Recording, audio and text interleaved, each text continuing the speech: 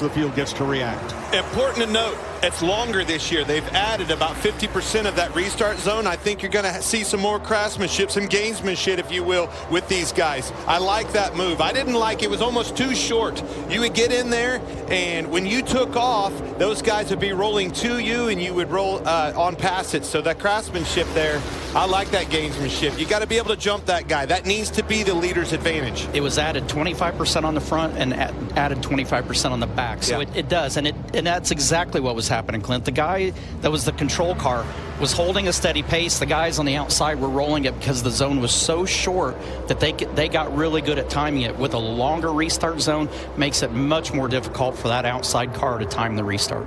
Absolutely. Like that the rule change. So we're green in stage 2. Because of stage racing, Buddy Baker's overall average speed mark for the Daytona 500 is in no jeopardy, because we will stop at least twice for caution flags at the end of the first 2 stages. Brad Keselowski was out front when the first one ended. Now he battles Eric Almirola. Ford's the top 5.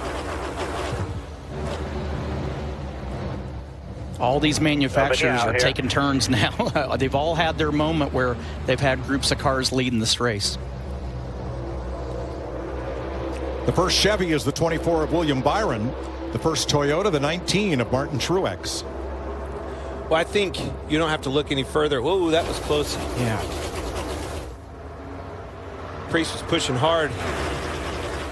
Got him bottled up on the bottom, but you don't have to look any further than that first stage and what happened. Strength in numbers. We've been talking about that, right? Those 3 Toyotas were out front, and then Ford's pounced on them.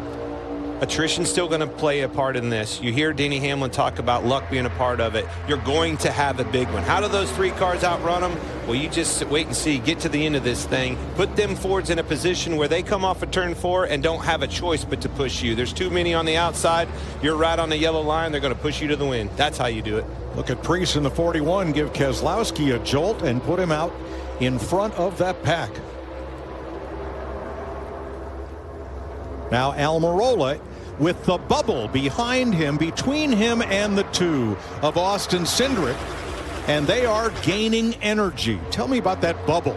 It's kind of like a spring. The closer those cars get together, the more it compresses the air. And what that air will do is it will compress like a spring. At some point, that spring's going to push you forward. It pushes that lead car forward. It pushes the second car backwards a little bit.